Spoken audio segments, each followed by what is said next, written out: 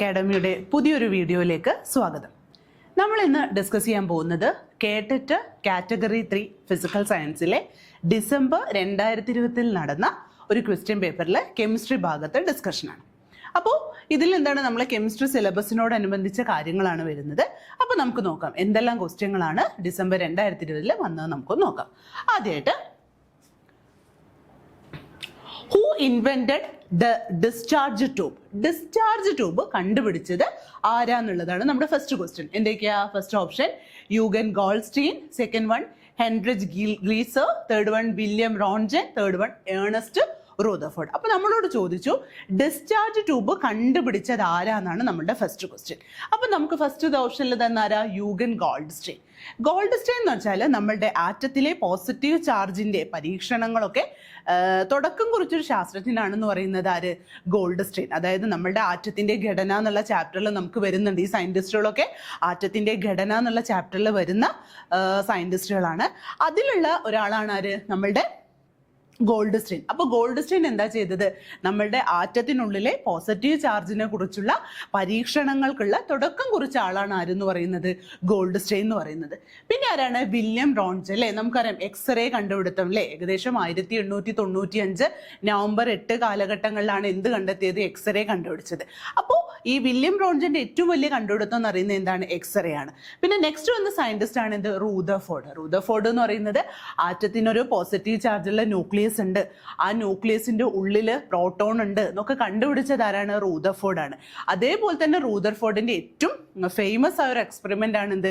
Rutherford gold foil experiment. അല്ലേ, ആ gold foil എക്സ്പെരിമെന്റിൽ Rutherford എന്താ ചെയ്തത്? ഒരു ഗോൾഡ് ഫോയിൽ എടുത്തു, ആ ഗോൾഡ് ഫോയിലെ ഫാസ്റ്റ് മൂവിങ് ആൽഫ പാർട്ടിക്കിൾസ് വെച്ചിട്ട് ബോംബാർഡ് ചെയ്തു. അപ്പോൾ റൂദർഫോർഡിന് കണക്കാക്കാൻ പറ്റി ഒരുപാട് ആൽഫ പാർട്ടിക്കിൾ എന്ത് സംഭവിക്കുന്നു?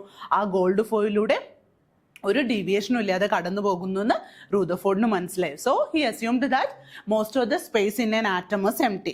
പിന്നെ നമുക്കറിയാം ആൽഫ പാർട്ടിക്കിൾ എന്ന് പറയുന്നത് it is nothing but helium nucleus ആണ്. അപ്പോൾ ഹീലിയം ന്യൂക്ലിയസിന് പോസിറ്റീവ് ചാർജ് ആണ്. അപ്പോൾ ഒരുപാട് ഗോൾഡ് ഫോയിലേക്ക് പോകുന്ന ആൽഫ ന്യൂക്ലിയസ് അവിടെ തട്ടിയിട്ട് തിരിച്ചു വരുന്നുണ്ട് എന്ന് ആര് കണ്ടെത്തി? റൂദർഫോർഡ് കണ്ടെത്തി. അപ്പോൾ റൂദർഫോർഡ് പറഞ്ഞു എന്താണ് അവിടെ ഒരു സാധനം ഉള്ളത് കൊണ്ട് ഇവ എന്താണ് പോസിറ്റീവ് ചാർജ് അവിടെ റിപ്പൽ ചെയ്ത് ഇങ്ങോട്ടാ വരുന്നത്. അപ്പോൾ അവിടെ ഒരു പോസിറ്റീവ് ചാർജ് ഉണ്ടെന്ന് കണ്ടു. പിന്നെ വളരെ കുറച്ച് ആൽഫ പാർട്ടിക്കിൾ മാത്രമേ റിപ്പൽ ചെയ്യുന്നുള്ളൂ. അതിന്റെ അർത്ഥം എന്താ വെച്ചാൽ ആ പോസിറ്റീവ് ചാർജ് കോൺസെൻട്രേറ്റ് ചെയ്യുന്നതെന്ന് പറഞ്ഞത് വളരെ കുറഞ്ഞ ഏരിയയിലാണ് ആ പോസിറ്റീവ് ചാർജ് കോൺസെൻട്രേറ്റ് ചെയ്യുന്ന ആര് പറഞ്ഞു? റൂദർഫോർഡ് പറഞ്ഞു. അപ്പോൾ നമുക്ക് ഇനി അടുത്ത ക്വസ്റ്റ്യനിൽ ഈ ഓപ്ഷനിൽ വെച്ചിട്ടുള്ള ഏതെങ്കിലും ഒരു ക്വസ്റ്റ്യൻ ആയിരിക്കും ചോദിക്കുക. പിന്നെ നമ്മളോട് ഇവിടെ ചോദിച്ച ക്വസ്റ്റ്യൻ എന്താ? ഡിസ്ചാർജ് ട്യൂബ് കണ്ടെത്തിയത് ആര്? അതിന്റെ ആൻസർ ആണ് വരുന്നത് ഹെൻറിച്ച് ഗീസർ ആണ്. ഹെൻറിച്ച് ഗീസർ ആണ് ഡിസ്ചാർജ് ട്യൂബിനെ കുറിച്ചുള്ള പരീക്ഷണങ്ങൾ. ഇതിനു മുന്നേ ഒരുപാട് ശാസ്ത്രജ്ഞന്മാർ അത് കണ്ടെത്തി. വില്യം ക്രൂക്സ് ഒക്കെ പരീക്ഷണങ്ങളൊക്കെ കണ്ടെത്തിയിട്ടുണ്ട്. പക്ഷേ അതിന് തുടർന്നിട്ട് അതിന്റെ ഫൈനൽ റിസൾട്ട് വരുന്നത് ആരിലേക്കാണ്? ഗീസറിലാണ്. അപ്പോൾ ഇതിലുള്ള ഓപ്ഷനിൽ വന്ന ഗോൾഡ്സ്റ്റീനെ കുറിച്ചും റോൺജനെ കുറിച്ചും റൂദർഫോർഡിനെ കുറിച്ചായിരിക്കും നമുക്കിനി അടുത്ത എക്സാമിന് പ്രതീക്ഷിക്കാവുന്ന ക്വസ്റ്റ്യൻസ് വരുന്നത്. നോക്കാം ഇനി അടുത്ത question. The reaction takes place in an atom bomb. Atom ബോംബിൽ നടക്കുന്ന റിയാക്ഷൻ ഏതൊക്കെയാണ്? ഫസ്റ്റ് എന്താ പറയുന്നത്? Controlled nuclear fission, uncontrolled nuclear fission, controlled nuclear fusion, uncontrolled nuclear fusion. അപ്പൊ നമ്മളുടെ റേഡിയോ ആക്ടിവിറ്റി എന്നുള്ള ഭാഗത്ത് നിന്ന് വരുന്നൊരു ക്വസ്റ്റ്യൻ ആണിത്. അപ്പൊ നമുക്കറിയാലേ റേഡിയോ ആക്ടിവിറ്റി നമ്മൾ ഹെൻറി ബെക്കറൽ, അതാണ് റേഡിയോ ആക്ടിവിറ്റിന്റെ പ്രധാനപ്പെട്ട പരീക്ഷണങ്ങൾ നടത്തിയൊരു സയന്റിസ്റ്റ് എന്ന് പറയുന്നത്. ആ റേഡിയോ ആക്ടിവിറ്റിയിലെ ഹെൻറി ബെക്കറൽ കണ്ടെത്തിയ 2 ടേംസ് ആണ് ന്യൂക്ലിയർ ഫിഷനും ന്യൂക്ലിയർ ഫ്യൂഷനും. ന്യൂക്ലിയർ ഫിഷൻ എന്ന് പറയുന്നത് ഒരു ഹെവി ന്യൂക്ലിയസ് അതിന്റെ ചെറിയ ചെറിയ പാർട്ടിക്കിൾസ് ആയിട്ട് എന്താ പറയാ സ്പ്ലിറ്റ് ചെയ്ത് പോകുന്ന, അതായത് അതേപോലെ തന്നെ ചെറിയ ചെറിയ പാർട്ടിക്കിൾസ് കൂടി ചേർന്ന് വലിയ പാർട്ടിക്കിൾ ആയിരുന്ന പ്രോസസ്സാണ് ന്യൂക്ലിയർ ഫിഷനും ന്യൂക്ലിയർ ഫ്യൂഷനും എന്ന് പറയുന്നത്. അപ്പോൾ ഫിഷൻ എന്ന് വെച്ചാൽ എന്താ? വലിയൊരു പാർട്ടിക്കിൾസ് ചെറിയ ചെറിയ പാർട്ടിക്കിൾസ് ആയിട്ട് മുറിഞ്ഞു പോവുക, പാർട്ടായിട്ട് പോകുന്നതിനാണ് നമ്മൾ എന്ത് പറയുന്നത്? ഫിഷൻ എന്ന് പറയുന്നത്. ഫ്യൂഷൻ എന്ന് പറയുന്നത് ഈ ചെറിയ ചെറിയ പാർട്ടിക്കിളൊക്കെ ചേർന്നിട്ട് ഒരു വലിയ പാർട്ടിക്കിളായിട്ട് മാറുന്നതിനാണ് നമ്മൾ എന്ത് പറയുന്നത്? ഫ്യൂഷൻ എന്ന് പറയുന്നത്. അപ്പം നമുക്കറിയാം നമ്മളുടെ ചന്ദ്രനിലൊക്കെ എന്താ സംഭവിക്കുന്നത്? 4 ഹൈഡ്രജൻ ന്യൂക്ലിയസ് ചേർന്നിട്ട് ഒരു ഹീലിയം ന്യൂക്ലിയസ് ഉണ്ടാവണം. അവിടെയൊക്കെ ന്യൂക്ലിയർ ഫ്യൂഷൻ ആണ് നടക്കുന്നത്. അപ്പോൾ നമ്മുടെ ആറ്റം ബോംബിൽ നടക്കുന്നത് എന്താ വെച്ചാൽ നമുക്കറിയാലേ, ആറ്റം ബോംബ് ഹിരോഷിമ നാഗസാക്കി അതൊക്കെ നമ്മൾ കേട്ടതാണ് അല്ലേ, ലിറ്റിൽ ബോയും ഫാറ്റ്മാനും ഒക്കെ നമ്മൾ കേട്ടതാണ്. അപ്പോൾ ഇവിടെ ആറ്റം ബോംബിൽ നടക്കുന്ന പ്രോസസ്സ് എന്ന് പറയുന്നത് എന്താണ്? അൺകൺട്രോൾഡ് ന്യൂക്ലിയർ ഫിഷൻ ആണ്. അതായത് നമുക്ക് കൺട്രോൾ ചെയ്യാൻ പറ്റാത്ത ഒരുപാട് വികിരണങ്ങൾ പുറപ്പെടുവിക്കുന്ന, എന്താ പറയുക, നമ്മൾക്ക് ഒരുപാട് റേഡിയേഷൻസ് പുറത്തേക്ക് എമിറ്റ് ചെയ്യുന്ന ഒരു പ്രോസസ്സാണ് ഏതിൽ വരുന്നത്? നമ്മളുടെ ആറ്റം ബോംബിൽ വരുന്നത്. So we can say the reaction takes place in atom bomb, that is uncontrolled nuclear fission ആണ്. Uncontrolled nuclear fission takes place ചെയ്യുന്നത് എവിടെ വെച്ചിട്ടാണ്? നമ്മളുടെ ആറ്റം ബോംബിൽ വെച്ചിട്ടാണ്. ഇനി അടുത്ത ക്വസ്റ്റ്യൻ,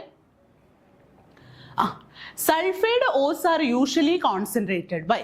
അപ്പൊ നമ്മളുടെ മെറ്റലർജി എന്നുള്ള ടോപ്പിക് എന്ന് വരുന്ന ഒരു ക്വസ്റ്റ്യൻ ആണിത്.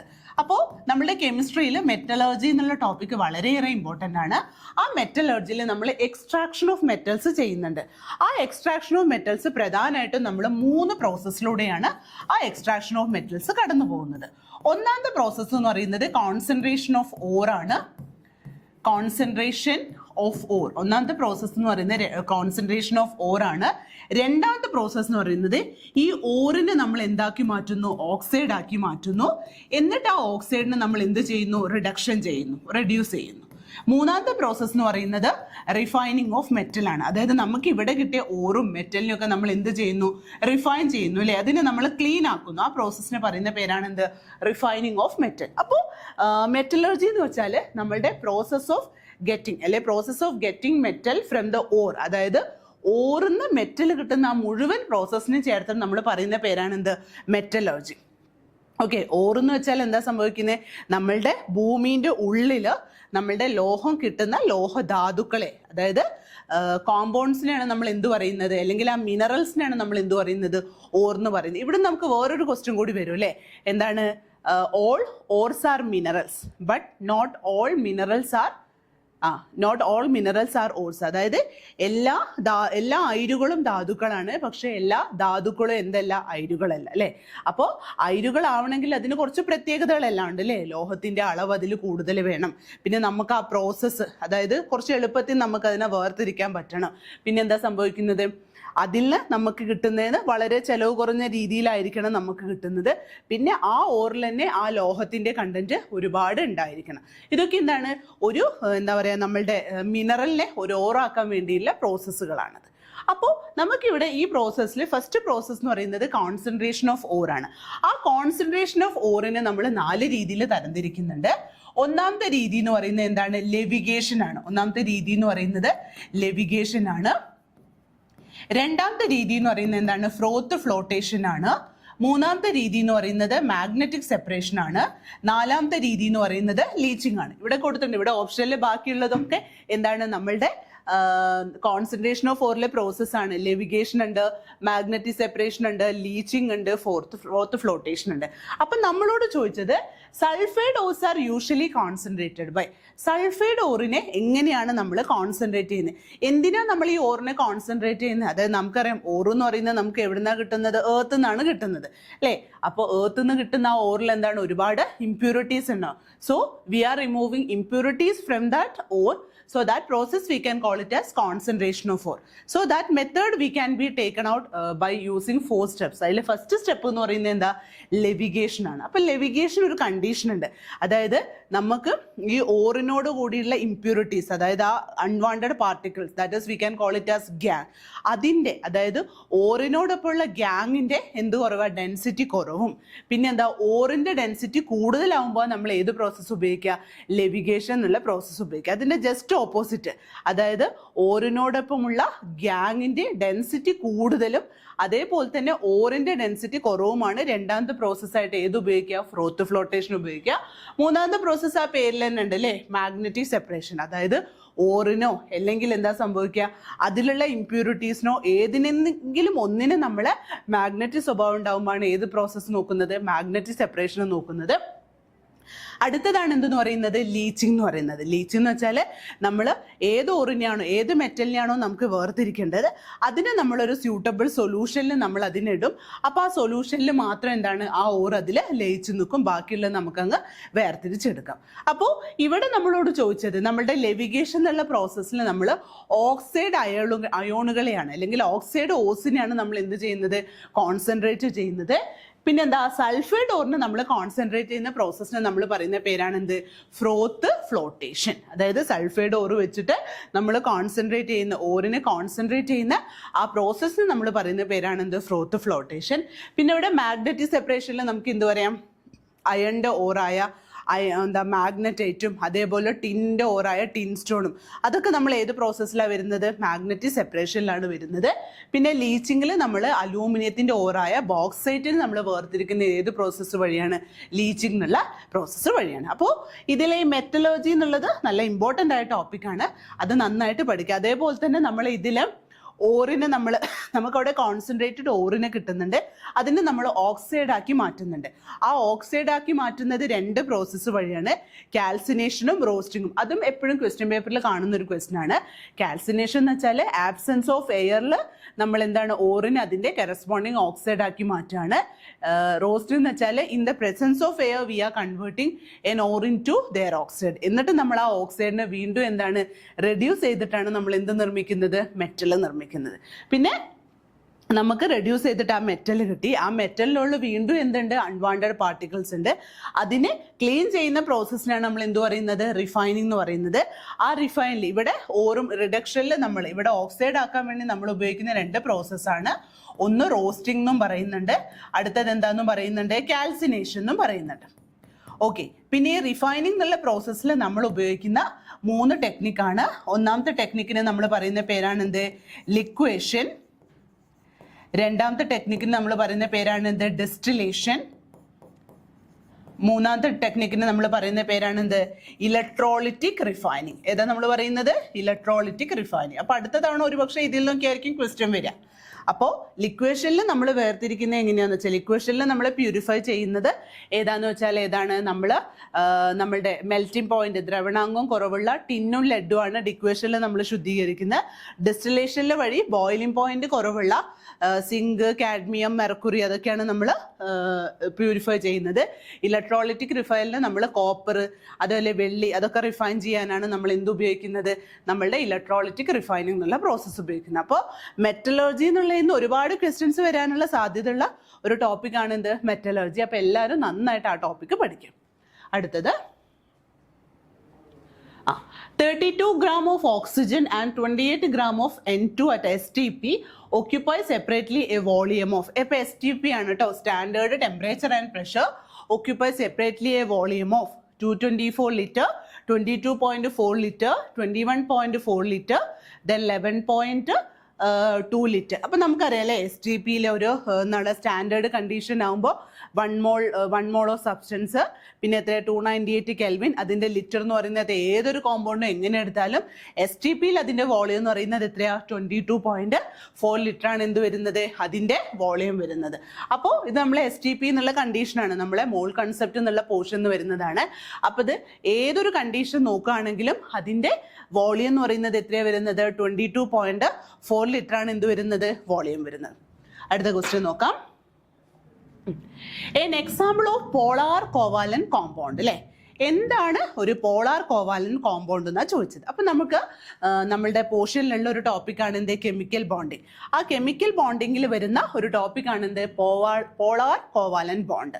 അപ്പോൾ പോളാർ കോവാലന്റ് ബോണ്ട് എന്ന് പറയുന്നത് അതിൽ ഇലക്ട്രോൺസുകൾ തമ്മിൽ ഷെയറിംഗ് ആണ് നടക്കുന്നത്. നമ്മൾ അയോണിക് ബോണ്ടും ഒക്കെ പഠിക്കുന്ന പോലെ ഇവിടെ ഷെയറിംഗ് എന്താ? ഈക്വൽ അല്ല, unequal sharing of electron, unequal pairing of electron ആണ് എവിടെ നടക്കുന്നത്? പോളാർ കോവാലന്റ് ബോണ്ടിൽ നടക്കുന്നത്. അതിന് കോമൺ ആയിട്ട് നമ്മൾ പറയുന്ന 2 എക്സാമ്പിൾ ആണ് എന്ത്? ഒന്ന് HCl-ഉം മറ്റേത് എന്താണ്? HF ആണ്. അപ്പോൾ എന്താ സംഭവിക്കുക? ഇവിടെ എന്താണ്? 2 എലമെന്റ് തമ്മിൽ കൂടിച്ചേരുമ്പോൾ അവ തമ്മിലുള്ള ഇലക്ട്രോ നെഗറ്റിവിറ്റിക്ക് ഒരുപാട് വ്യത്യാസം കാണിക്കുക. അപ്പോൾ മോർ ഇലക്ട്രോ നെഗറ്റീവായ എലമെന്റിന്റെ മുകളിൽ നെഗറ്റീവ് ചാർജും ലെസ് ഇലക്ട്രോ നെഗറ്റീവായ എലമെന്റിന്റെ മുകളിൽ എന്തുണ്ടാവുന്നു? പോസിറ്റീവ് ചാർജും അങ്ങനെ ഉണ്ട്. അപ്പോൾ polar covalent bond, so we can say it is A type of chemical bond. അതൊരു തരത്തിലുള്ള കെമിക്കൽ ബോണ്ടാണ്. അവിടെ എന്താ സംഭവിക്കുന്നത് വെച്ചാൽ അൺയൂക്കൽ ഷെയറിംഗ് ഓഫ് ഇലക്ട്രോൺ, അൺയൂക്കൽ പെയറിംഗും അതേപോലെ ഷെയറിംഗും ആണ് അവിടെ നടക്കുന്നത്. അപ്പോൾ എന്താ സംഭവിക്കുക? അതിൽ ഏർപ്പെട്ടിരിക്കുന്ന എലമെന്റ്സ് തമ്മിൽ എന്താണ്? ഇലക്ട്രോ നെഗറ്റിവിറ്റിയിലും ഒരുപാട് വ്യത്യാസം ഉണ്ടാവും. അപ്പോൾ ഇലക്ട്രോ നെഗറ്റിവിറ്റിയിൽ ഒരുപാട് വ്യത്യാസം ഉണ്ടാകുമ്പോൾ മോർ ഇലക്ട്രോ നെഗറ്റീവായ ആറ്റം ഏതാണോ മോർ ഇലക്ട്രോ നെഗറ്റീവായ ആറ്റം ആ ആറ്റത്തിന്റെ മേലിൽ എന്തുണ്ടാവും, ഒരു പാർഷ്യൽ നെഗറ്റീവ് ചാർജ് ഉണ്ടാവും. അതേപോലെ ലെസ് ഇലക്ട്രോ നെഗറ്റീവായ മെറ്റലിന്റെ മുകളിൽ അല്ലെങ്കിൽ എലമെന്റിന്റെ മുകളിൽ ഒരു പാർഷ്യൽ പോസിറ്റീവ് ചാർജ് ഉണ്ടാവും. So we can see the partial covalent bond നമുക്ക് എങ്ങനെന്താ ഡെൽ പ്ലസും അതേപോലെ ഡെൽ മൈനസും ആയിട്ട് കൊടുക്കുക. ഇങ്ങനെയുള്ള കോമ്പൗണ്ടിനെ നമ്മൾ പറയുന്ന പേരാണ് എന്ത്, പോളാർ കോവാലന്റ് ബോണ്ട്. നമ്മളിപ്പോൾ CCl4 നോക്കുകയാണ്, അവിടെ എന്താണ് കോവാലന്റ് ബോണ്ടാണ്.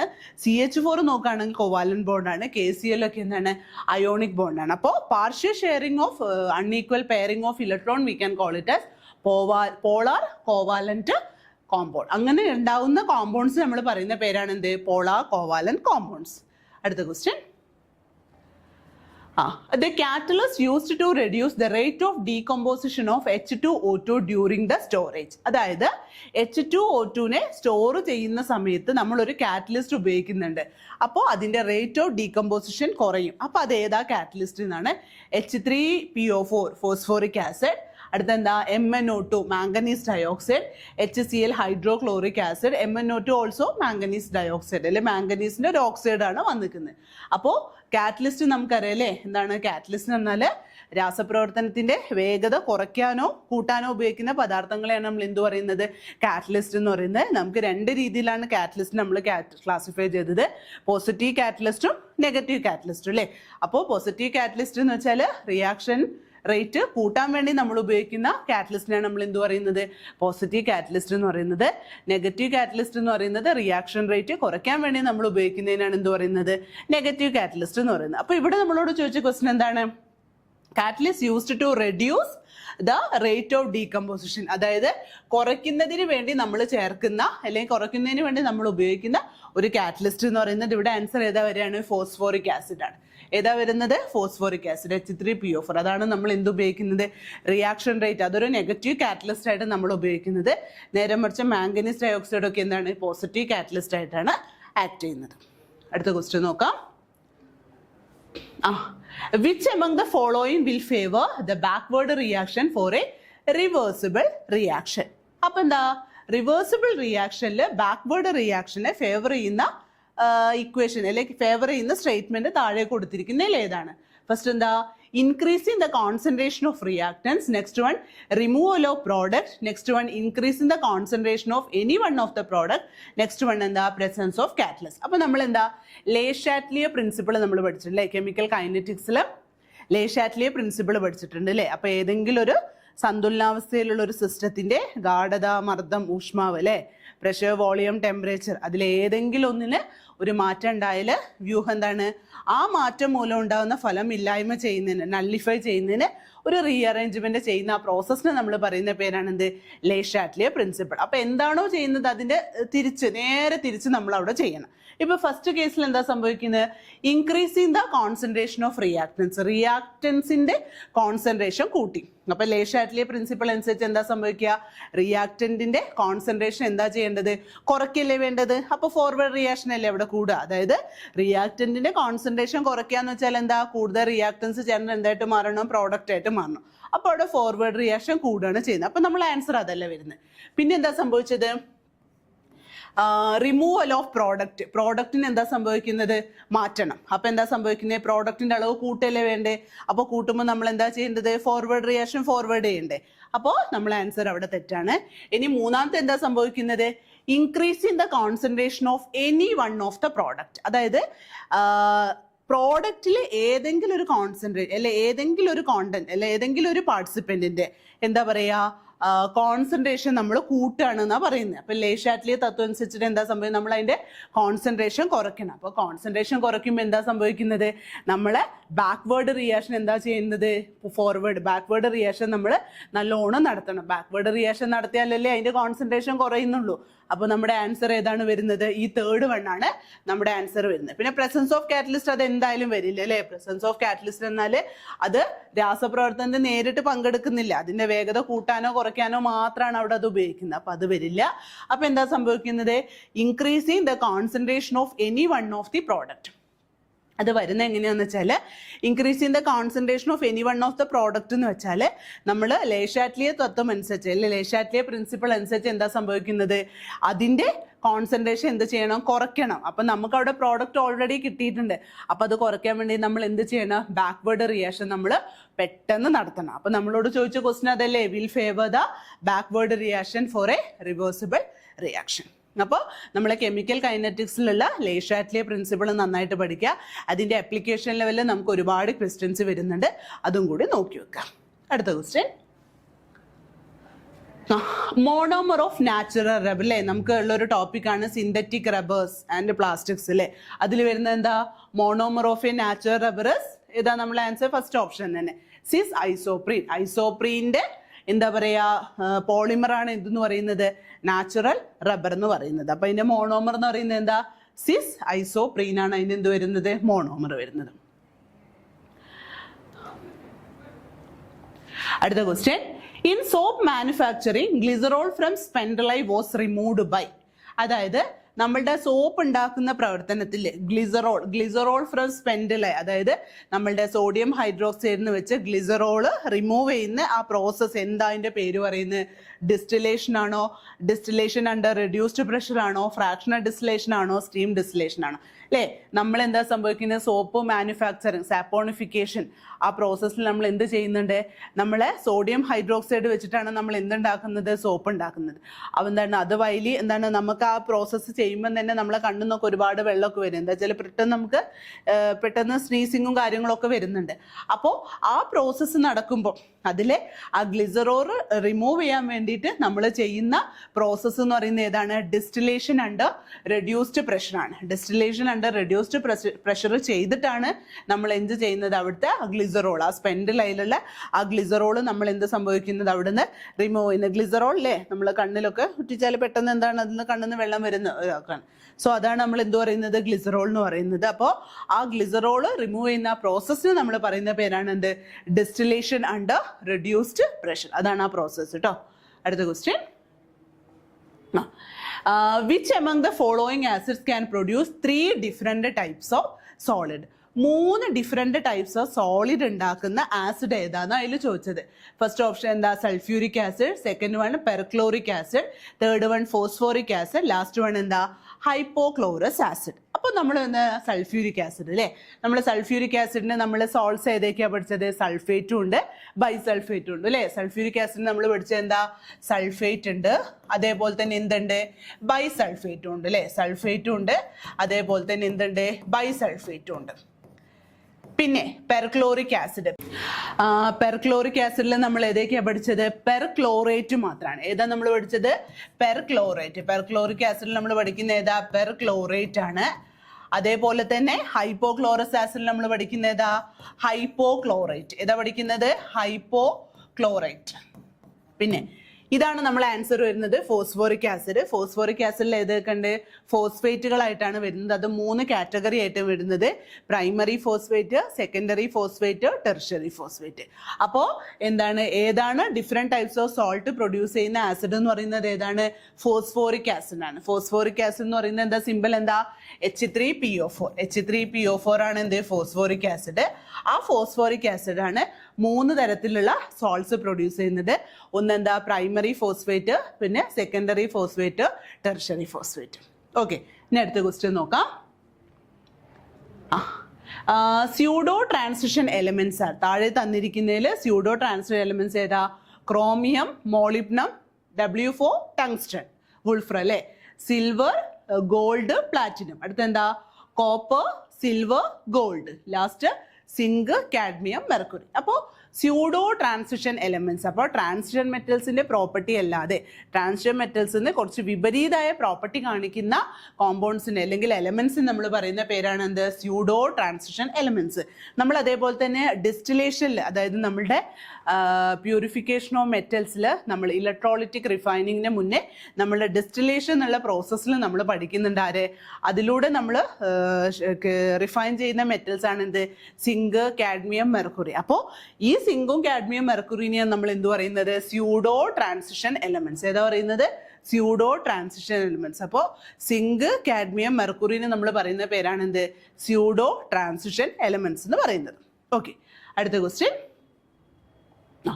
അപ്പോൾ ചൂസ് ദ കറക്റ്റ് സ്റ്റേറ്റ്മെന്റ്. ഏതാണ് ഇതിലെ കറക്റ്റ് സ്റ്റേറ്റ്മെന്റ് എന്നാണ് ചോദിച്ചത്. ഇത് നമ്മൾ വരുന്ന ഇതിലാണ് പീരിയോഡിക് പ്രോപ്പർട്ടീസ് അല്ലെ periodic trends in periodic table, അതിൽ വരുന്നതാണ് ഇത്.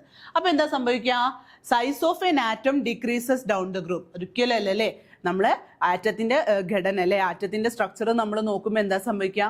മുകളിൽ നിന്ന് താഴേക്ക് വരുമ്പോൾ എന്ത് സംഭവിക്കും? ഷെല്ലുകളുടെ എണ്ണം കൂടാണ്ട് അല്ലേ നമ്മൾ നോക്കുകയാണെങ്കിൽ lithium, sodium, potassium, rubidium, caesium, francium ഒക്കെ നോക്കുകയാണെങ്കിൽ ലിഥിയം എന്ന് പറയുന്നത് എത്രയാ? Hydrogen, helium, lithium. അപ്പൊ ലിഥിയത്തിന് 3 സോഡിയം എത്രയാ? സോഡിയം 11, പൊട്ടാസ്യം എത്രയാ? 19. അപ്പോൾ ഇവിടെ നോക്കുമ്പോൾ എന്താണ് ഇതിന്റെ എന്താണ് ഷെല്ലുകളുടെ എണ്ണം എന്താ സംഭവിക്കുക? വർദ്ധിക്കല്ലേ ചെയ്യുന്നത്. ഇവിടെ 2 ആണ്, ഇവിടെ 1 ആണ്, ഇവിടെ അതേപോലെ തന്നെ 2 ആണ്, 8 ആണ്, 1 ആണ്, പിന്നെ അടുത്ത നോക്കുമ്പോൾ 2, 8, 8, 1. അപ്പോൾ നമ്പർ ഓഫ് ഷെൽസിന്റെ എണ്ണം അവിടെ എന്താ സംഭവിക്കുന്നത്? വർദ്ധിക്കുകയാണ് ചെയ്യുന്നത്. So we can say size of an atom increases down the group. താഴേക്ക് വരുമ്പോൾ എന്താ സംഭവിക്കുക? ആറ്റത്തിന്റെ വലിപ്പം കൂടുകയാണ് ചെയ്യുന്നത്. പിന്നെന്താ? Metallic character increases across the period. നവർ അല്ലെ? ഒരിക്കലില്ല. മെറ്റാലിക് ക്യാരക്ടർ എന്ന് പറഞ്ഞാൽ ഇലക്ട്രോണിനെ വിട്ടുകൊടുക്കാനുള്ള കഴിവാണ്. So it will be decreases, അത് കുറയാണ് ചെയ്യുന്നത്. Metallic character decreases down the period, across the period, അത് തെറ്റാണ്. മൂന്നാമത്തെ എന്താ? Ionisation enthalpy increases down the group അല്ലെ? അയണൈസേഷൻ എൻതാൽപ്പി എന്താ സംഭവിക്കുന്നത്? കുറയാണ് ചെയ്യുന്നത് അല്ലേ? നമ്മൾ പഠിച്ചതാണ്. അയണൈസേഷൻ എൻതാൽപ്പി എന്താണ്? അതായത് ഔട്ടർ മോസ്റ്റ് ഷെല്ലിലെ ഇലക്ട്രോണിനെ വിട്ടുകൊടുക്കാനുള്ള കഴിവിനെയാണ് നമ്മൾ എന്ത് പറയുന്നത്? അയണൈസേഷൻ എൻതാൽപ്പി എന്ന് പറയുന്നത്. അപ്പോൾ മുകളിൽ നിന്ന് താഴേക്ക് വരുമ്പോൾ എന്താ സംഭവിക്കുക? അയണൈസേഷൻ എൻതാൽപ്പി കുറയാണ് ചെയ്യുന്നത്. നമ്മുടെ ലാസ്റ്റ് ഓപ്ഷൻ എന്താ? Electronegativity increases across the period അല്ലേ? Electron negativity means non metallic character അല്ലേ? അതായത് ഇലക്ട്രോണിനെ വിട്ടുകൊടുക്കാനുള്ള കഴിവ് അല്ലെ ഇലക്ട്രോണിനെ സ്വീകരിക്കാനുള്ള കഴിവാണ് അല്ലേ? അപ്പോൾ നമ്മൾ പീരീഡിൽ നിന്ന് ലെഫ്റ്റിൽ നിന്ന് റൈറ്റിലോട്ട് പോകുമ്പോൾ എന്ത് സംഭവിക്കും? അവിടെ എന്താണ് വരുന്നത്? നോൺ മെറ്റൽസ് ആണ് വരുന്നത്. പീരിയോഡിക് ടേബിളിന്റെ അസൈഡ് എന്ന് പറയുന്നത് ഏതാണ്? നോൺ മെറ്റൽസ് ആണ്. അവിടെ എന്ത് ക്യാരക്ടർ കൂടാണ്? ഇലക്ട്രോണിനെ വാങ്ങാനുള്ള ടെൻഡൻസിയാണ് അവിടെ കൂടുതൽ. So we can say electron negativity increases across the period. അപ്പൊ ഇതാണ് നമ്മളുടെ എന്ത് വരുന്നത്? ആൻസർ വരുന്നത്. അതാണ് അവിടെ എന്ത് കറക്റ്റ് സ്റ്റേറ്റ്മെന്റ് ആയിട്ട് വരുന്നത്. അപ്പൊ നമ്മൾ ട്രെൻഡ്സ് ഇൻ പീരിയോഡിക് ടേബിളിൽ എന്തൊക്കെയാണ് നമ്മളെ കറക്റ്റ്, ഏതൊക്കെ ടേംസ് ആണ് വരുന്നതെന്ന് ഓർത്ത് വെക്കുക. ആറ്റോമിക് സൈസ് വരുന്നുണ്ട്, അയണൈസേഷൻ എൻതാൽപ്പി വരുന്നുണ്ട്, മെറ്റാലിക് ക്യാരക്ടർ വരുന്നുണ്ട്, നോൺ മെറ്റാലിക് ക്യാരക്ടർ വരുന്നുണ്ട്. അപ്പൊ അതൊക്കെ ഓർത്ത് വെക്കുക അല്ലേ? അപ്പോൾ നമ്മൾ എന്താ സംഭവിക്കുക? മുകളിന് താഴേക്ക് വരുമ്പോൾ എന്ത് സംഭവിക്കും? ആറ്റത്തിന്റെ ഷെല്ലുകളുടെ എണ്ണം വർദ്ധിക്കുന്നുണ്ട്. അപ്പൊ എന്ത് സംഭവിക്കുന്നുണ്ട്? ആറ്റത്തിന്റെ വലിപ്പം വർദ്ധിക്കുന്നുണ്ട് അല്ലേ? നേരെ മറിച്ച് എന്ത് സംഭവിക്കുക? ലെഫ്റ്റ് നിന്ന് റൈറ്റിലോട്ട് പോകുമ്പോൾ എന്താ സംഭവിക്കുന്നത്? ഷെല്ലുകളുടെ എണ്ണത്തിന് ഒരു മാറ്റം സംഭവിക്കുന്നില്ല. പക്ഷെ അവിടെ എന്താണ്? ന്യൂക്ലിയർ ചാർജ് അവിടെ കൂടുന്നുണ്ട് അല്ലേ? നേരത്തെ കേസിൽ ന്യൂക്ലിയർ ചാർജ് കൂടുന്നുണ്ട്, പക്ഷെ അതിനെക്കാട്ടും കൂടുതൽ അവിടെ എഫക്ട് കൊടുക്കുന്ന ഏതാ? ഷെല്ലുകളുടെ എണ്ണാണ്. ഇവിടെ ലെഫ്റ്റ് നിന്ന് റൈറ്റിലോട്ട് പോകുമ്പോൾ എന്താ സംഭവിക്കുക? ന്യൂക്ലിയർ ചാർജ് കൂടുന്നുണ്ട്. അപ്പോൾ ന്യൂക്ലിയസ് ഔട്ടർ മോസ്റ്റ് ഇലക്ട്രോൺ അതിൻ്റെ ഉള്ളിലേക്ക് നല്ലോണം പിടിച്ചു വലിക്കുക ചെയ്യുന്നത്. അപ്പോൾ ആ ന്യൂക്ലിയസിന്റെ വലിപ്പം അല്ലെങ്കിൽ ആറ്റത്തിന്റെ വലിപ്പം അവിടെ കുറയാണ് ചെയ്യുന്നത്. So we can say on moving from left to right the size of atom decreases across a period. അങ്ങനെയാണ് ഈ പ്രോപ്പർട്ടീസ് അവിടെ വരുന്നത്. ഇനി അടുത്ത ക്വസ്റ്റ്യൻ നോക്കാം. Law of octaves was put forward by. Law of octaves ആരാണ് കണ്ടുപിടിച്ചത്? അപ്പൊ നമ്മൾ ഏർലിയർ ക്ലാസിഫിക്കേഷൻ ഓഫ് പീരിയോഡിക് ടേബിളിന്റെ ഏർലിയർ ക്ലാസിഫിക്കേഷൻ നമ്മൾ നോക്കുകയാണെങ്കിൽ ഫസ്റ്റ് തന്നെ പീരിയോഡിക് ടേബിളിലെ ഒരു മേജർ കോൺട്രിബ്യൂഷൻ നൽകിയ സയന്റിസ്റ്റ് എന്ന് പറയുന്നത് ആരാണ്? ലാവോസിയർ ആണ്. ലാവോസിയർ എന്താ ചെയ്തത് വെച്ചാൽ അന്ന് ഉണ്ടായിരുന്ന എലമെന്റ്സിനെ ലാവോസിയർ മെറ്റൽസും നോൺ മെറ്റൽസും ആക്കി മാറ്റി. അന്ന് അവിടെ എത്ര എലമെന്റ്സ് ഉണ്ടായിരുന്നു? ആ എലമെന്റ്സിനെ ലാവോസിയർ എന്താക്കി മാറ്റി? മെറ്റൽസും നോൺ മെറ്റൽസും ആക്കി മാറ്റി. അതിനുശേഷം വരുന്ന ആളാണ് ആര്? നമ്മളുടെ ഡൊബറൈനർ. അത് അവിടെ കൊടുത്തിട്ടുണ്ട്. അതിനുശേഷം നമുക്ക് വരുന്ന ആളാണ് ഡൊബറൈനർ. അപ്പൊ ഡൊബറൈനർ എന്ത് കണ്ടുപിടിച്ചു? ട്രയാഡ്സ് കണ്ടുപിടിച്ചു അല്ലേ? അപ്പോൾ ട്രയാഡ്സ് എന്ന് വെച്ചാൽ 3 എലമെന്റ്സ് വീതമുള്ള ഗ്രൂപ്പുകളാക്കി ഡൊബറൈനർ മാറ്റി. അപ്പൊ ഡൊബറൈനർ പറഞ്ഞു, അതായത് ഒന്നാമത്തെയും മൂന്നാമത്തെയും എലമെന്റിന്റെ ആവറേജ് ആണ് ഏതെന്ന് പറഞ്ഞു? രണ്ടാമത്തെ എലമെന്റ് എന്ന് പറഞ്ഞു അല്ലെ? അതിനുശേഷം വരുന്ന ആളാണ് നമ്മളുടെ ന്യൂലാൻഡ്. ആ ന്യൂലാൻഡ് കണ്ടുപിടിച്ച കൺസെപ്റ്റ് ആണ് എന്ത്? Law of octaves. അപ്പൊ ലോ ഓഫ് ഒക്ടേവ്സ് എന്ന് വെച്ചാൽ നമ്മളുടെ എന്താണ്? അന്ന് ഉണ്ടായിരുന്ന എലമെന്റ്സിനെ എന്താണ് നമ്മളുടെ പീരിയോഡിക് ടേബിൾ, നമ്മളുടെ അന്നുണ്ടായിരുന്ന എലമെന്റ്സിനെ പീരിയോഡിക് ടേബിളിൽ ആക്കുന്നതിന് മുന്നേ തന്നെ ന്യൂലാൻഡ് എന്ത് ചെയ്തു? നമ്മളുടെ സരിഗമ പദനിസയിലെ സപ്തസ്വരങ്ങളായിട്ട് അതിനെന്ത് ചെയ്തു? കോർഡിനേറ്റ് ചെയ്തു. സോ സ രി ഗ മ പ ദ നി സ. അപ്പൊ ഇയാൾ പറഞ്ഞു ഓരോ 8ാമത് വരുന്ന മൂലകവും എലമെന്റും ഗുണങ്ങളിൽ എന്തിനു കാണിച്ചു? ആദ്യത്തേന്റെ റിപ്പീറ്റേഷൻ ആണെന്ന് ആര് പറഞ്ഞു? നമ്മളുടെ ന്യൂലാൻഡ് പറഞ്ഞു.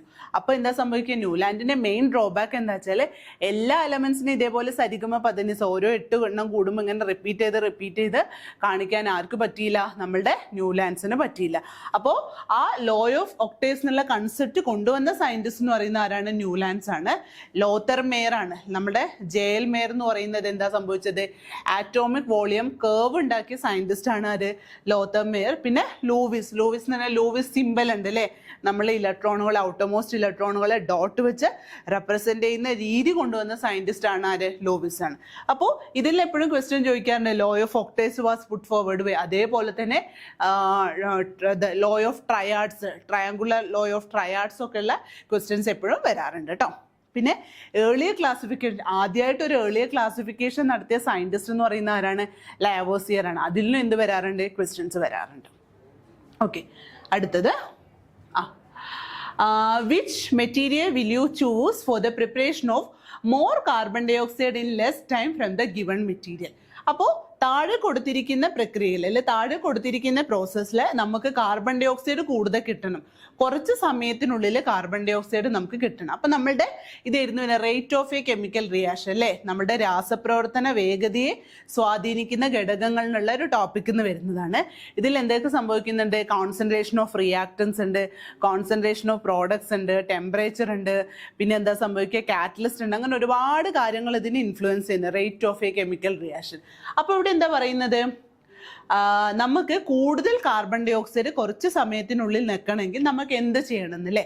അപ്പം നമ്മൾ അതിൽ പഠിച്ചിട്ടുണ്ട് rate of A chemical reaction. നമ്മളുടെ രാസപ്രവർത്തന വേഗതയിൽ speed of A chemical reaction കൂട്ടാൻ വേണ്ടി നമ്മൾ സർഫസ് ഏരിയ കൂട്ടണം അല്ലേ? ഒരുപാട് സർഫസ് ഏരിയ കൂട്ടിയാൽ നമുക്ക് more amount of product we will get. So we can say marble powder ആണോ, മാർബിൾ പീസസ് ആണോ, ഡൈല്യൂട്ട് HCl ആണോ, കോൺസെൻട്രേറ്റഡ് HCl ആണോ? അപ്പോൾ മാർബിൾ പൗഡറും മാർബിൾ പീസസും നോക്കുകയാണെങ്കിൽ സർഫസ് ഏരിയ കൂടുതൽ എന്ന് പറയുന്നത് ഏതാണ്? മാർബിൾ പൗഡറിനാണ്. പിന്നെ അതേപോലെ തന്നെ നമ്മളിവിടെ എടുക്കുന്നത് എന്താണ്? ഡൈല്യൂട്ടും കോൺസെൻട്രേറ്റഡ് എടുക്കുമ്പോൾ നമുക്ക് റിയാക്ഷൻ റേറ്റ് കൂടുതൽ തരുന്ന ഏതിലാണ്? കോൺസെൻട്രേറ്റഡ് HCl ആണ്. So we can say our answer will be marble powder and concentrated HCl. അത് വെച്ചിട്ടാണ് നമുക്ക് എന്ത് കൂട്ടുന്നത്? റിയാക്ഷൻ റേറ്റ്, അതിന്റെ വേഗത നമ്മൾ കൂട്ടുന്നത്. അപ്പോൾ ഇതെന്താ സംഭവിക്കുന്നത്? നമ്മൾക്ക് കുറച്ച് സമയത്തിനുള്ളിൽ കൂടുതൽ കാർബൺ ഡൈ ഓക്സൈഡ് കിട്ടാൻ വേണ്ടിയിട്ടാണ് നമ്മൾ ഈ പ്രോസസ്സ് ചെയ്യുന്നത്. ഇനി അടുത്ത ക്വസ്റ്റ്യൻ നോക്കാം. Next question, an atom with high electronegativity has. High electronegativity ഉള്ള ഒരു ആറ്റത്തിന് എന്താണ്? High ionisation enthalpy, large size, high density and low electron gain enthalpy. അപ്പോൾ അതിന് ആൻസർ എന്താ വരിക? High ionisation enthalpy. അപ്പോൾ ലിസൺ, ഹൈ അയണൈസേഷൻ എൻതാൽപ്പി ഉണ്ടായിരിക്കുമ്പോൾ അതിന് എന്തുണ്ടാവും? ഹൈ ഇലക്ട്രോനെഗറ്റിവിറ്റി അവിടെ ഫോം ചെയ്യുന്നുണ്ട്. അടുത്ത question, give the IUPAC name of neopentane. Neopentane എന്ന് പറഞ്ഞാൽ നമ്മളുടെ എന്താണ്? ഏതെങ്കിലും ഒരു ഗ്രൂപ്പായിട്ട് കണക്ട് ചെയ്യുന്ന കാർബൺ ആറ്റം 3 കാർബൺ ആറ്റമായിട്ട് അല്ലെ 3 കാർബൺ ആറ്റമായിട്ട് അഡ്ജസൻ്റ് ആയിട്ട് കണക്ട് ചെയ്യുന്നതിന് നമ്മൾ എന്ത് പറയുന്നത്? നിയോപെൻറ്റൈൻ. അപ്പം നിയോപെൻറ്റൈൻ ഇവിടെ ആൻസർ വരുന്നത് എന്താ? 2,2 ഡൈമീഥൈൽ പ്രൊപ്പൈൻ ആണ്. So methane, ethane, propyne. അപ്പോൾ നോക്കൂ, ഇവിടേക്കും CH3 വരുന്നുണ്ട്, ഇവിടേക്കും CH3 വരുന്നുണ്ട്. ഇത് നമ്മൾ ബാലൻസ് ചെയ്താൽ ഇവിടെ 3 വരും, 1 2 3 4, ഇവിടെ എന്ത് വരും? 3 വരും. അപ്പോൾ നോക്കൂ, ഈ CH3 ആയിട്ട് അറ്റാച്ച് ചെയ്ത ഈ കാർബൺ ആറ്റം വേറെ 3 കാർബൺ ആറ്റമായിട്ട് ഡയറക്ട്ലി ലിങ്ക് ആണ്. ഇത് നോക്കുകയാണെങ്കിൽ ഈ കാർബൺ ആറ്റം വേറെ 3 കാർബൺ ആറ്റമായിട്ട് ഡയറക്ട്ലി ലിങ്ക് ആണ്. അതാണ് നമ്മൾ എന്ത് പറയുന്നത്? നിയോപെൻറ്റൈൻ എന്ന് പറയുന്നത്. So the answer will B 2,2 dimethyl propyne. നമ്മൾ 2 മീഥൈൽ പെൻറ്റൈൻ നോക്കൂ, methane, ethane, propyne, butyne, pentane. So 2 methyl pentane we can write like this. അപ്പോൾ ഇങ്ങനെയാകുമ്പോൾ ഇത് എന്തായിട്ട് പോകുന്നില്ല? കണക്ട് ആയിട്ടോ 2 എണ്ണമായിട്ടേ കണക്ട് ചെയ്യുന്നുള്ളൂ, 3 എണ്ണമായിട്ട് കണക്ട് ചെയ്യുന്നില്ല. ഇതൊക്കെ ഡയറക്റ്റ് ചെയിൻ ആണ് പോകുന്നത്. 3 മീഥൈൽ പെൻറ്റൈനും സെയിം പ്രോസസ്സ് തന്നെ. So this is the answer. That is neopentane means CH3 connect ചെയ്ത കാർബൺ ആറ്റം ഡയറക്റ്റ് ആയിട്ട് 3 കാർബൺ ആറ്റമായിട്ട് കണക്ട് ചെയ്ത് നമ്മൾ എന്ത് പറയുന്നത്? നിയോപെൻറ്റൈൻ എന്ന് പറയുന്നത്. Next question, the electronic configuration of element X, that is Z is equals 21. അപ്പോൾ അതെന്തായിരിക്കും? ട്രാൻസിഷൻ എലമെന്റ് ആണ് അല്ലേ? നമ്മൾ കണ്ടാണ് hydrogen, helium, lithium, beryllium, boron, carbon, nitrogen, oxygen, fluorine, neon, sodium, magnesium, aluminium, silicon, phosphorus, sulphur, chlorine, argon, potassium, calcium. 20 ആയി അല്ലേ? പിന്നെ next വരുന്നത് എന്താണ്? സ്കാൻഡിയം. സ്കാൻഡിയം എന്ന് പറയുന്ന ഒരു ട്രാൻസിഷൻ എലമെന്റ് അല്ലേ? 21 ആണ് അതിൻ്റെ എന്ത് പറയുന്നത് atomic number. Z is equals 21 ആണ്. അപ്പൊ എങ്ങനെയാണ് നമ്മൾ അതിന്റെ ഇലക്ട്രോണിക് കോൺഫിഗറേഷൻ എഴുതുകയാണ് ചോദിച്ചത്. അപ്പൊ നമ്മൾ KLMN നമ്മൾ ഷെല്ല് വരച്ചുന്നു, നമ്മൾ എഴുതുന്നു 2n² എന്നുള്ള ഫോർമുല കൊടുക്കുന്നു. അങ്ങനെ കൊടുക്കുമ്പോൾ നമുക്ക് കിട്ടുന്ന ആൻസർ വരുന്നത് എന്താ 2892 ആണ്. അപ്പൊ നോക്കൂ, ഇത് ഔട്ടർ മോസ്റ്റ് ഷെല്ലാണ്. അതിന്റെ തൊട്ട് പുറകിലുള്ള ഷെല്ലിൽ എന്താ സംഭവിക്കുക, അവിടെയാണ് എന്ത് സംഭവിക്കുക, ഇലക്ട്രോണുകൾ വന്ന് നിറയോ അല്ലെങ്കിൽ ഇലക്ട്രോണുകൾ അതിൽ നിന്ന് സംഭവിക്കുന്നത് പോവുകയോ ചെയ്യുന്നത്. സോ വി ക്യാൻ സേ 2892 അതാണ് എന്ത് വരുന്നത് അതിന്റെ സബ്ഷെൽ അതിന്റെ ഇലക്ട്രോണിക് കോൺഫിഗറേഷൻ വരുന്നത് അങ്ങനെയാണ്. അപ്പോൾ ബാഹ്യതമ ഷെല്ലിൽ 2 ഇലക്ട്രോൺ അത് ഓൾറെഡി ഫിക്സ്ഡ് ആണ്. നമ്മൾ ട്രാൻസിഷൻ എലമെന്റ് ആയതുകൊണ്ട് അതിന്റെ ഉള്ളിലുള്ള ഷെല്ലിലാണ് എന്ത് സംഭവിക്കുക, ഇലക്ട്രോൺ വന്ന് നിറയോ അല്ലെങ്കിൽ ഇലക്ട്രോണുകൾ അതിൽ പുറത്തു പോവുകയോ ചെയ്യുന്നത്. അതാണ് എന്ത് ട്രാൻസിഷൻ എലമെന്റിലുള്ള പ്രത്യേകത. പിന്നെ ഒരുപാട് ട്രാൻസിഷൻ എലമെന്റ് പ്രത്യേകതകളൊക്കെ നമ്മൾ പഠിച്ചിട്ടുണ്ട് അല്ലേ, എന്തെല്ലാമൊക്കെയാണ് അവിടെ നടക്കുന്നത് എന്നുള്ള പ്രത്യേകതകളൊക്കെ നമ്മൾ അവിടെ കണ്ടിട്ടുണ്ട്. ഇനി അടുത്ത question, which of the following is A redox reaction? താഴെ കൊടുത്തിരിക്കുന്നതിൽ ഏതൊക്കെയാണ് നമ്മുടെ റെഡോക്സ് റിയാക്ഷൻ എന്നുള്ളതാണ് ചോദിക്കുന്നത്. അപ്പൊ താഴെ ഇത്രയും ക്വസ്റ്റ്യൻസ് കൊടുത്തിട്ടുണ്ട്. ഇതിൽ ഏതൊക്കെയാണ് നമ്മുടെ റെഡോക്സ് റിയാക്ഷൻ എന്നാണ് കൊടുക്കുന്നത്. അപ്പൊ റെഡോക്സ് റിയാക്ഷൻ എന്ന് വെച്ചാൽ എന്താ, ഓക്സിഡേഷനും റിഡക്ഷനും ഒന്നിച്ച് നടക്കുന്ന റിയാക്ഷനാണ് നമ്മൾ എന്ത് പറയുന്നത്, റെഡോക്സ് റിയാക്ഷൻ എന്ന് പറയുന്നത് അല്ലേ. നമുക്ക് ഓക്സിഡേഷൻ പല രീതിയിൽ പറയാം അല്ലേ. ഓക്സിഡേഷൻ എന്ന് പറഞ്ഞാൽ എന്താ, ഇലക്ട്രോണുകളെ നഷ്ടപ്പെടുത്തുന്ന പ്രവർത്തനം എന്താന്ന് പറയാം, ഓക്സിഡേഷൻ എന്ന് പറയാം. ഇലക്ട്രോണുകളുടെ സ്വീകരിക്കുന്ന പ്രവർത്തനം എന്താന്ന് പറയാം, റിഡക്ഷൻ എന്നാന്ന് പറയാം. പിന്നെ അതേപോലെ തന്നെ ഓക്സിഡേഷൻ നമ്പർ കൂടുന്ന പ്രവർത്തനം ഓക്സിഡേഷനും ഓക്സിഡേഷൻ നമ്പർ കുറയുന്ന പ്രവർത്തനം എന്താണ്, റിഡക്ഷൻ ആണെന്ന് നമുക്ക് പറയാം. അപ്പൊ ഈ കേസിൽ എങ്ങനെയാണ് നമ്മൾ ഇതൊരു റിഡോക്സ് റിയാക്ഷൻ ആണെന്ന് പറയുന്നത്. അപ്പൊ റിഡോക്സ് റിയാക്ഷൻ എന്ന് വെച്ചാൽ എന്താ, ഓക്സിഡേഷനോ റിഡക്ഷനോ ആ റിയാക്ഷനിൽ എന്ത് നടക്കണം, ഒന്നിച്ച് നടക്കണം. അപ്പൊ നമുക്ക് നോക്കി നോക്കാം. ഫസ്റ്റ് റിയാക്ഷൻ എന്താ, CaCO3. CaCO3 gives CaO plus CO2. ഇവിടെ നോക്കൂ, CO3 എന്ന് പറയുന്നത് എത്രയാണ്, -2 ആണ്. So it will B +2. ഇവിടെ വരുന്നത് ഓക്സിജൻ എന്ന് പറയുന്നത് -2 ആണ്. ഇവിടെ എന്ത് വരുന്നത്, +2 വരുന്നുണ്ട്. ഇവിടെ -2 -4 അവിടെ +4 വരുന്നുണ്ട്. അപ്പൊ നോക്കൂ, ഇവിടെ എന്താ സംഭവിക്കുന്നത്, ഇവിടെ Ca+2 എന്തായിട്ട് മാറാണ്, +2 ആയിട്ട് മാറാണ്. ഇവിടെ കാർബണേറ്റ് മൊത്തമായിട്ടാണ് മാറാണ്. അപ്പൊ അവിടെ നമുക്ക് എന്ത് നടക്കുന്നില്ല, റിഡോക്സ് റിയാക്ഷൻ അവിടെ പോസിബിൾ അല്ല. രണ്ടാമത്തെ ഇക്വേഷൻ നോക്കൂ, NaOH plus HCl gives NaCl plus H2O. അവിടെ നമ്മൾ റിയാക്ഷനിൽ നോക്കൂ, ഇവിടെ Na എന്ന് പറയുന്നത് എന്തായിട്ടാണ് വരുന്നത്, Na+1 ആയിട്ട് വരുന്നത്. OH -1 കൊടുക്കുക. പിന്നെ HCl എന്താ, -1 ആണ്. ഇവിടെ +1 ആണ്. ഇവിടെ -1, ഇവിടെ +1. ഇവിടെ എന്താ വരിക, -2 വരുന്നു. -2 ഇവിടെ എന്ത് വരുന്നു, +1 വരും. നമ്മൾ ടോട്ടൽ എത്രയായിട്ട് നോക്കുന്നത്, 0 ആക്കി നോക്കുക. ഇവിടെ എന്ത് സംഭവിക്കുന്ന, ഒരു വ്യത്യാസവും നടക്കുന്നില്ല. നമ്മൾ ഓക്സിഡേഷൻ സ്റ്റേറ്റ് കൂടുകയോ കുറയുന്നോ ഒന്നും നമുക്ക് മനസ്സിലാവുന്നില്ല. അടുത്ത ഇക്വേഷൻ നോക്കൂ, എന്താ വരുന്നത്, CaCO3 plus 2HCl. 2HCl gives CaCl2 plus H2O plus CO2. ഈ ഇക്വേഷനിൽ നമ്മൾ നോക്കൂ, ഇവിടെ CO3 കാർബണേറ്റ് എന്ന് പറഞ്ഞാൽ -2 ആണ്. സോ ഇറ്റ് വിൽ ബി +2 ആണ്. ഇവിടെ -1 ആണ്. ഇവിടെ +1 ആണ്. ഇവിടെ എന്താ, -1 -2 ഇവിടെ എന്ത് വരും, +2 വരും. ഇവിടെ -2 ആണ്. ഇവിടെ എന്ത് വരും, +1 വരും. ഇവിടെ എന്ത് വരും, നമ്മൾ നേരത്തെ ചെയ്തതാണ്. ഇവിടെ -2 ആണ്, -4, ഇവിടെ +4 വരും. നമ്മൾ ടോട്ടൽ എത്രയായിട്ട് നോക്കണം, 0 ആയിട്ട് എടുക്കണം. നമ്മുടെ ലാസ്റ്റ് ഇക്വേഷൻ എന്താ വരുന്നത്, Mg plus 2HCl gives MgCl2 plus H2. ഈ ഇക്വേഷൻ നമ്മൾ നോക്കുകയാണെങ്കിൽ ഇവിടെ Mg ഒറ്റയ്ക്ക് നിൽക്കല്ലേ, ഒറ്റയ്ക്ക് നിൽക്കുമ്പോൾ it will be the oxidation state of this one will be 0. HCl നോക്കുകയാണെങ്കിൽ ഇവിടെ -1 ആണ്. ഇവിടെ എന്ത് വരുന്നു, +1 വരുന്നു. ഇവിടെ -1 ആണ്. -1 × 2 -2 ഇവിടെ എന്ത് വരുന്നു, +2 വരുന്നു. പിന്നെ ഇവിടെ H2 ഒന്നിച്ച് നോക്കുമ്പോൾ അത് എന്തായിട്ട് മാറും, 0 ആയിട്ട് നോക്കും. അപ്പൊ ഇവിടെ എന്താ സംഭവിക്കുന്നത്, 0 എന്നുള്ളത് എത്രയായിട്ട് മാറി, +2 ആയിട്ട് മാറി. അതേപോലെ +1 എന്നുള്ളത് എന്തായിട്ട് മാറി, 0 ആയിട്ട് മാറി. അപ്പൊ ഇവിടെ 0 എന്നുള്ള ഓക്സിഡേഷൻ സ്റ്റേറ്റ് എന്തായിട്ട് മാറി, +2 ആയിട്ട് മാറി. അപ്പൊ ഇവിടെ എന്ത് നടന്നു, ഓക്സിഡേഷൻ നടന്നു. ഇവിടെ +1 എന്നുള്ളത് എന്തായിട്ട് മാറി, 0 ആയിട്ട് മാറി. അപ്പൊ ഇവിടെ എന്ത് നടന്നു, റിഡക്ഷൻ നടന്നു. സോ ഇവിടെ എന്ത് സംഭവിക്കുന്നു, ഓക്സിഡേഷനും റിഡക്ഷനും ഒന്നിച്ച് നടക്കുന്നുണ്ട്. Okay, so we can say this last reaction will be the redox reaction. ഓക്സിഡേഷനും റിഡക്ഷനും ഒന്നിച്ച് നടന്നുകൊണ്ട് ആ റിയാക്ഷൻ നമ്മൾ എന്ത് പറയുന്നു? റിഡോക്സ് റിയാക്ഷൻ എന്ന് നമ്മൾ പറയുന്നു. ഇത് നമ്മളുടെ കെമിക്കൽ ഇക്വിലിബ്രിയം എന്നുള്ള ടോപ്പിക്കിൽ വരുന്നതാണ് എന്ത്? Redox reaction. അപ്പോൾ നമ്മൾ ഇത് ജസ്റ്റ് നമ്മൾ ഓക്സിഡേഷൻ സ്റ്റേറ്റ് കാണാനുള്ളതാണ്. ഇത് ജസ്റ്റ് ഒന്ന് പഠിച്ചു വെക്കുക, എങ്ങനെയാണ് ഓക്സിഡേഷൻ സ്റ്റേറ്റ് നമ്മൾ കണ്ടുപിടിക്കുന്നത്. അത് വെച്ചിട്ട് നമുക്ക് ഈ ജസ്റ്റ് ഇക്വേഷൻ വെച്ചിട്ട് ജസ്റ്റ് അങ്ങ് ചെയ്താൽ മതി. ഓക്കെ, അപ്പോൾ ഇത്രയും ടോപ്പിക്കാണ് നമ്മൾ ഇന്ന് ഡിസ്കസ് ചെയ്തത്. അതായത് ഡിസംബർ 2020 ഫിസിക്കൽ സയൻസിൽ ചോദിച്ച ക്വസ്റ്റ്യൻസ് ആണ്. അപ്പോൾ ഈ ക്വസ്റ്റ്യൻസ് എല്ലാതും നന്നായിട്ട് പഠിക്കുക. ഇതിൽ നിന്ന് ഒരുപാട് ഇതിനെ ബേസ് ചെയ്തിട്ടായിരിക്കും നമുക്ക് ഇനി വരുന്ന കേട്ടറ്റിൽ ക്വസ്റ്റ്യൻസ് വരുന്നത്. അപ്പോൾ എല്ലാവരും നന്നായിട്ട് പഠിക്കുക. Thank you.